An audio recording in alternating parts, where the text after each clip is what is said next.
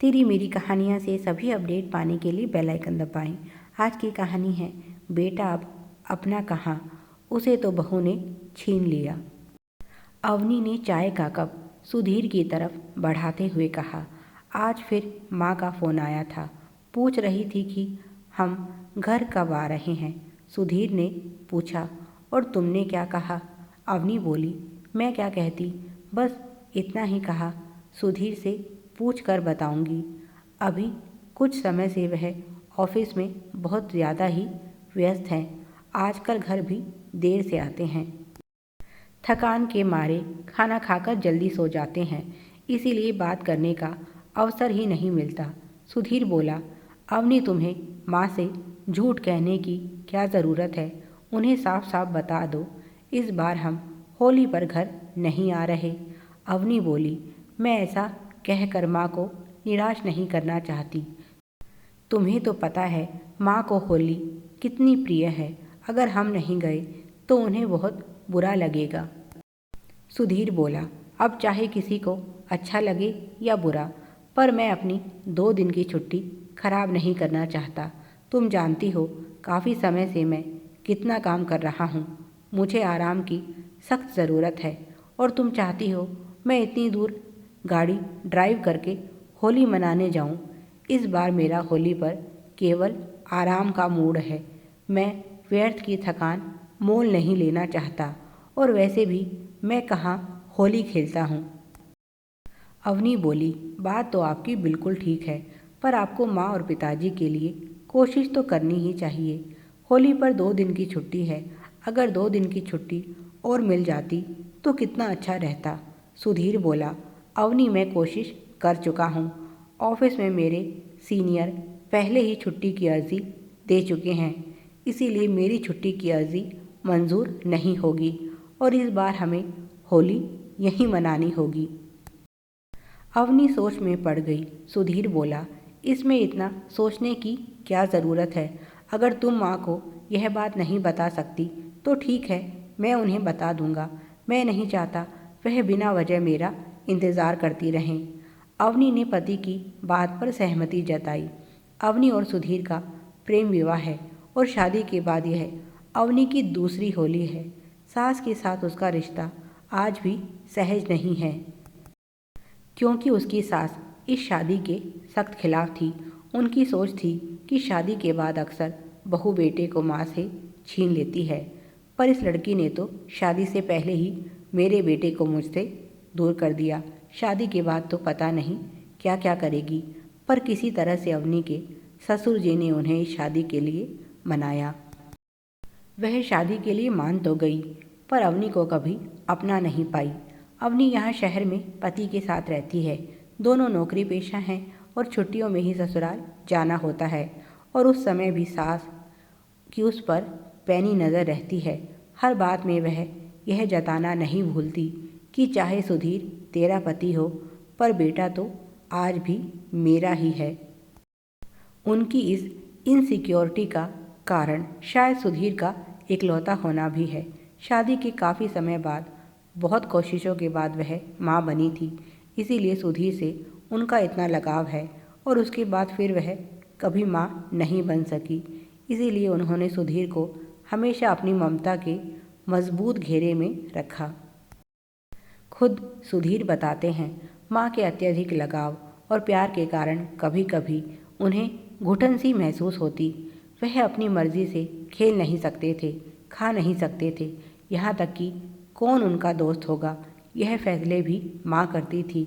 इसीलिए शायद सुधीर ने खुद को माँ की छाया से निकालने के लिए जानबूझकर इतनी दूर नौकरी शुरू की। नहीं तो अगर चाहते तो आसपास ही किसी शहर में उन्हें अच्छी नौकरी मिल जाती। कॉलेज में तो उनके दोस्त उन्हें ममाज बॉय कहकर उनका बहुत मजाक उड़ाते, और कहते, यह तो अपनी माँ की पूछ है, उसकी मर्ज़ी के बिना यह सांस भी नहीं ले सकता। कॉलेज में भी ना जाने कितनी बार माँ उसे फ़ोन करती, और रात को जब तक सुधीर के पूरे दिन की गतिविधियों को जान नहीं लेती उन्हें चैन नहीं पड़ता। लड़कियों से दूर रहने की तो खास हिदायत दे रखी थी माँ ने उन्हें। माँ का अपने प्रति ओवर प्रोटेक्टिव नेचर सुधीर को बहुत बुरा लगता। वह लड़का है, कोई लड़की नहीं, जो माँ उसका इतना ख्याल रखती है। इतना ध्यान तो शायद लड़की के माता पिता भी उसका नहीं रखते होंगे जितना माँ उसका रखती। ऐसे में जब उन्हें पता चला कि सुधीर किसी लड़की से प्यार करता है और उसी से शादी करना चाहता है, तो यह उनके लिए किसी सदमे से कम नहीं था। इस बात की जानकारी के बाद बहुत दिनों तक माँ ने सुधीर से बात नहीं की थी। सुधीर ने भी फैसला कर लिया था, अब की बार वह माँ के सामने कमज़ोर नहीं पड़ेगा। अगर शादी करेगा तो सिर्फ अवनी से। माँ को अब यह डर भी सताने लगा, कहीं बेटा चुपचाप उस लड़की से शादी ना कर ले। इसीलिए पति के समझाने पर उन्हें इस शादी के लिए हाँ कहनी पड़ी, क्योंकि वे बेटे को खोना नहीं चाहती थी। अवनी को पिछली होली की घटना याद आई, जब सुधीर उसे मिठाई खिलाने लगा तो किस तरह से माँ ने उसका हाथ पकड़कर रोक लिया था, और जो मिठाई वह अवनी को खिलाना चाहता था वह पहले उसके हाथ से खुद खाई।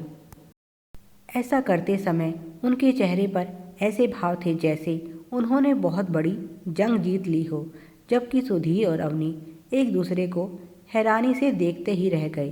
कहने को तो यह मामूली घटना थी, पर इस घटना से अवनी को पता चल गया कि सुधीर ने माँ के बारे में जो कुछ बताया वह बिल्कुल सही था।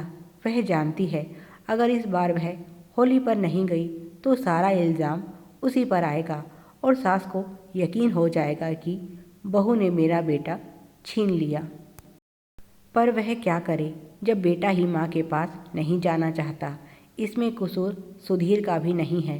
माँ का बेटे को लेकर यह ओवर प्रोटेक्टिव नेचर ही इस दूरी का कारण है।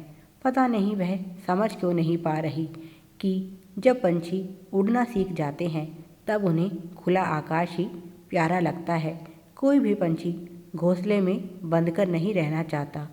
वे उन्मुक्त नील गगन में उड़ते हैं और अपना नया घोंसला बना लेते हैं। सुधीर ने अगले दिन ही माँ को फ़ोन पर बता दिया कि इस बार वह होली पर घर नहीं आने वाला। जैसा अवनी ने सोचा था वैसा ही हुआ। थोड़ी देर बाद ही सास का फ़ोन उसके पास आया और वे उसे लगी भला बुरा कहने। ना जाने क्या क्या उसे सुना दिया और आखिर में कह भी दिया कि तू चाहे कितनी भी कोशिश कर ले, मुझे मेरे बेटे से दूर नहीं कर सकती। आज अवनी के सब्र का बांध टूट गया और उसने सास को खूब खरी खरी सुनाई और बोली, मुझे आपके बेटे को आपसे दूर करने की ज़रूरत नहीं है। आपकी हरकतें ही काफ़ी हैं उन्हें आपसे दूर करने के लिए। कभी आपने उसे अपनी मर्ज़ी से कुछ करने दिया? हमेशा उस पर अपनी मर्ज़ी थोपती रही। कभी उसकी खुशी जानने की कोशिश भी की कि वह क्या चाहता है? और आज भी उसकी बात को समझने की बजाय मुझ पर इल्ज़ाम लगाने लगी। क्यों आए वह आपके पास? आप कब समझेंगी कि अब वह दूध पीता बच्चा नहीं जो आपकी उंगली पकड़कर उम्र भर चलता रहे। अंडे में से जब बच्चे निकलते हैं तो चिड़िया उन्हें उड़ना सिखाती है, उन्हें खुला आकाश देती है उड़ान भरने के लिए। आपकी तरह जिद नहीं करती कि घोंसले में ही बैठे रहो, आकाश के बारे में सोचना भी नहीं। आपकी यह जिद व्यर्थ है। जितना आप सुधीर को खुद से बांधने की कोशिश करेंगी उतना ही वह आपसे दूर होता जाएगा। इसीलिए अच्छा है कि आप उन्हें इस ज़बरदस्ती के बंधन से आज़ादी दे दो। क्या हो गया अगर सुधीर वहाँ नहीं आ सकता? आप भी तो आ सकती हैं यहाँ। बात त्योहार मनाने की है, रिश्तों में नई ऊर्जा और प्यार भरने का अवसर है। पहल कौन करेगा महत्वपूर्ण यह नहीं, महत्वपूर्ण यह है कि पहल होनी चाहिए। गुस्से में अवनी ने फ़ोन रख दिया। आज होली थी और अवनी बहुत उदास। सुबह से सास ससुर के नंबर पर फ़ोन कर रही थी पर वह फ़ोन नहीं उठा रहे थे। उसे पता है दोनों बहुत नाराज़ हैं। इधर सुधीर सो रहे हैं, काफ़ी दिनों से उनकी नींद पूरी नहीं हो पा रही। तभी डोरबेल बजी। अवनी ने जाकर दरवाज़ा खोला तो खुशियों के रंग से सराबोर हो गई। सामने उसकी सास ससुर खड़े थे। ससुर जी ने उसकी तारीफ करते हुए कहा, बहू, जो बात मैं पिछले 50 साल में इसे नहीं समझा पाया, तुमने कुछ मिनटों में ही समझा दिया। और तीनों ठहाका लगाकर हंसने लगे। आंखें मलता हुआ सुधीर भी बाहर आया तो उसे यकीन नहीं हुआ, कहीं वह सपना तो नहीं देख रहा। माँ और अवनी एक दूसरे से हंस हंस कर बातें कर रही थी। सुधीर पत्नी के पास जाकर बैठ गया और धीरे से उसके कान में बोला, तुम सच में कोई जादूगरनी हो। आज तुमने मेरी माँ पर भी अपना जादू कर दिया। Please like, share and subscribe. Thanks for watching.